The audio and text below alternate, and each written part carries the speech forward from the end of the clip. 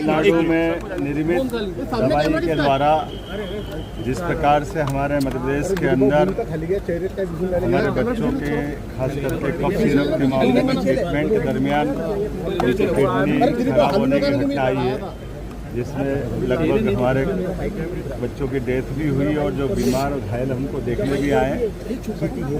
ये बात सही है कि जहाँ दवाई बनी है हमारी पुलिस ने आज वहाँ जाके दबोचा भी, लेकिन तमिलनाडु सरकार के द्वारा जिस प्रकार से पूरी सहयोग करना चाहिए उसमें वो सहयोग नहीं कर रहे हैं।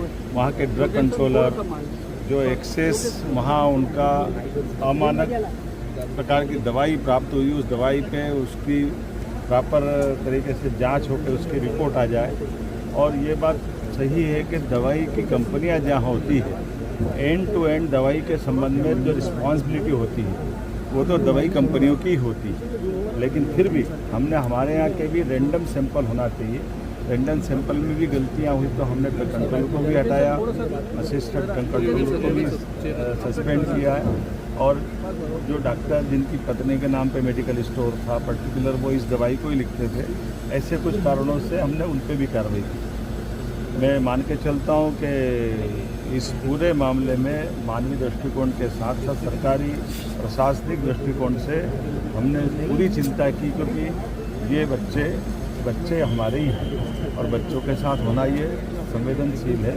लेकिन ये मैं मान के चलता हूँ कि जहाँ कंपनियाँ ऐसी जो भी प्रोडक्ट बनाती हैं वहाँ की सरकारें ठोस कदम उठाए और प्रॉपर कार्रवाई करें। अब तक कितनी मौत हुई है? कितनी मौत हुई है? ऐसा है जो मेडिकल की रिपोर्ट आती है और जिस प्रकार से प्राइवेट मेडिकल कॉलेज या प्राइवेट हॉस्पिटल में बच्चे इलाज करा के लोग घर चले जाते हैं, और जो मेडिकल की रिपोर्ट की दृष्टि से हमने हॉस्पिटल से लगा करके बाकी प्रबंधन में जो अगर इसकी जांच देखी है तो मूल रूप से ट्रीटमेंट के दरमियान दी गई दवाई की ही गलती है, जो मैन्युफैक्चरिंग मिस्टेक है।